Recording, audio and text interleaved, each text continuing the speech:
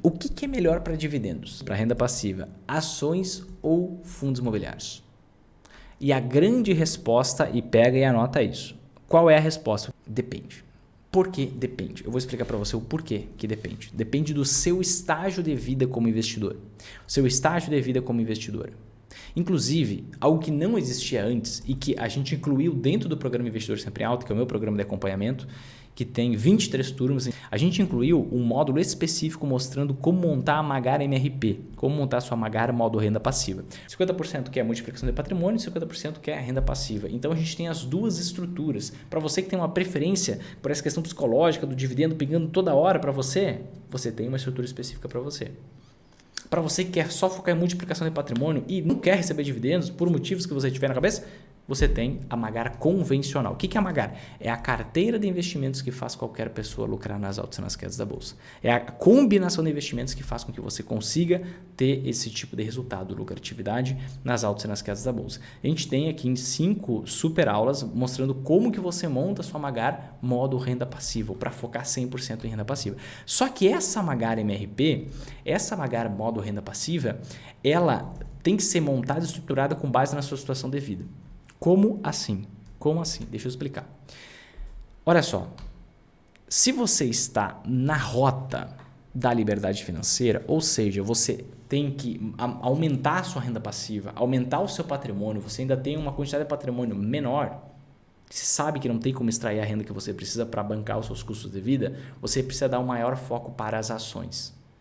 Se você já alcançou a liberdade financeira, ou seja, você já tem um patrimônio legal que a renda vinda dele faz com que você consiga pagar suas contas, os seus custos de vida, aí você tem que dar um foco maior em fundos imobiliários. Vinícius, o que sustenta essa sua afirmação? Eu vou te mostrar aqui na minha tela agora. Primeiro vou mostrar as ações. O que a gente consegue ver aqui, por exemplo, com o Banco do Brasil, que é uma empresa que tradicionalmente paga muito dividendo de forma bastante recorrente, é uma empresa categoricamente de dividendo. O que a gente vê acontecendo? Você consegue perceber que com o passar do tempo você tem uma flutuação do volume de dividendo muito grande? Ou seja, você tem pouca previsibilidade de dividendos? Você pode ver que aqui na crise até 2016, o dividendo que na média aqui estava na faixa de 30 centavos mais ou menos por distribuição, o que a gente viu acontecendo? Caiu para 13, ou seja, caiu mais do que pela metade durante um ano específico por conta de uma crise muito grande na economia. Então imagina se você foca muito em ações e você tem ali uma renda passiva contadinha para pagar os seus custos de vida. E aí, de uma hora para outra, durante um ano, você recebe a metade de dividendo. Poxa, isso vai impactar. Você vai ter que vender os seus ativos, vender parte do seu patrimônio, talvez para conseguir pagar suas contas. E justamente num momento em que as ações estão caindo. Possivelmente, tá? Vai depender do momento, da ação e tudo mais, porque é um momento de crise. Então, é muito complicado. Vamos pegar um outro caso, uma outra empresa similar, a Engie. O que acontece com a Engie? A mesma coisa, imprevisibilidade. Pega o período da crise aqui, você vê que distribuiu muito menos da metade do que distribuiu em alguns momentos aqui. Então, complicado. Se eu agrupar por ano, eu vou conseguir perceber isso com clareza. Olha só, o dividendo foi caindo de 2013 até 2016, depois voltou a subir. Com a Engie, a gente vai ver a mesma dinâmica, a mesma coisa. Só que o que acontece? As ações, elas têm uma peculiaridade que os fundos imobiliários não têm. Qual é essa peculiaridade que os fundos imobiliários não têm? Eu até vou abrir um fundo imobiliário aqui, para a gente fazer esse contraste, tá? Vou pegar aqui o mais antigo, vou pegar o HGLG. Deixa eu abrir aqui para vocês. Vamos pegar aqui os dividendos, vou colocar no máximo, tá? E a gente vai ver o seguinte, vamos lá. E vou agrupar por ano, só para ficar mais claro, tá? Então, o que acontece? Deixa eu vir aqui no Banco do Brasil. A gente percebe que em 2007, a distribuição de dividendos no ano inteiro foi de 50 centavos por ação. 2008, 85 centavos. 2009, 1,25. Quanto que foi em 2022? R$ 4,17. Vamos ignorar o primeiro ano aqui, tá? Vamos ignorar o primeiro ano aqui, vamos pegar 2008, 85 centavos. Para 4,17, multiplicou por 5 vezes o volume de dividendos em menos de 15 anos. Então, quando você... Por que quem não alcançou ainda a liberdade financeira, quem não chegou no seu patrimônio meta, o patrimônio que precisa para conseguir viver do rendimento dos seus investimentos, tem que focar mais em ações, porque essas pessoas precisam crescer a sua renda passiva. Então você precisa focar mais em ações. Não quer dizer que não vai passar por ciclos, vai ter crise que vai distribuir menos dividendo, tá tudo bem. Mas com o passar do tempo no longo prazo, a gente vê o dividendo aumentando, o dividendo subindo, tá? Então aqui você viu uma multiplicação, por exemplo, por 5 vezes, tá? E esse ano o Banco do Brasil vai distribuir ainda mais.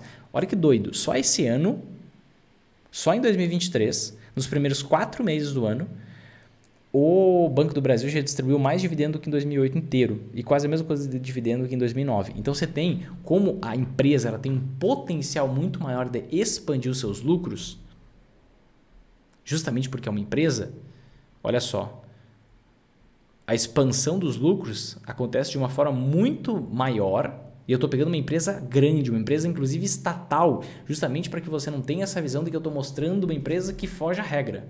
Não estou mostrando uma empresa comum de dividendos. Quando eu vou olhar um fundo imobiliário, o que acontece com o passar do tempo? Eu vejo que essa capacidade de crescimento dos dividendos é muito menor.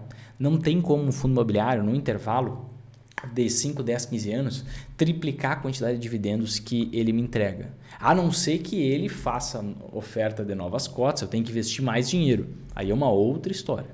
Mas vamos ignorar o ano do IPO, do lançamento, é o primeiro ano que a gente tem aqui, e vamos colocar aqui, de 2017, pagou R$10 durante o ano inteiro, em 2022, 5 anos depois, pagou R$16. Então cresceu 60% em 5 anos, certo? Cresceu 60% em 5 anos.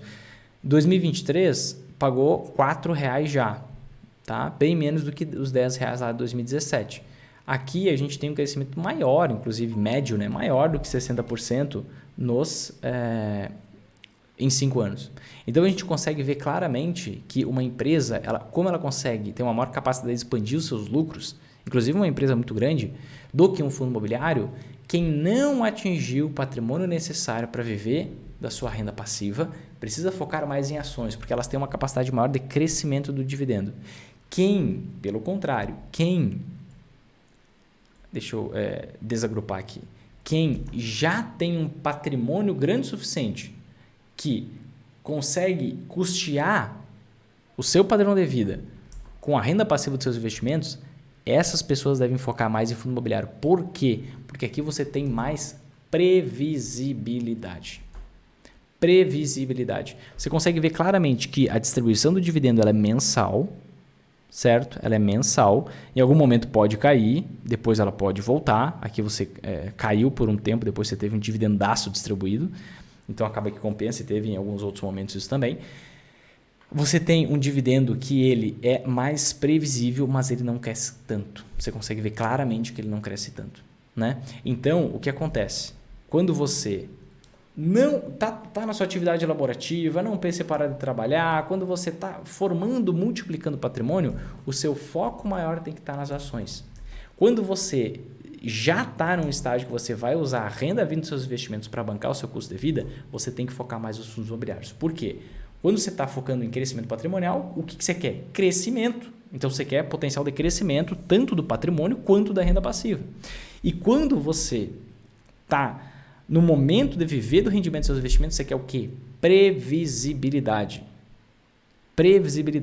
Acredita em mim, você não quer chegar em um mês e você vê que uma empresa distribuiu metade do que você precisa para bancar o seu custo de vida. Ou melhor, em um ano, né? Porque é difícil, são raríssimas empresas que distribuem dividendos todo mês.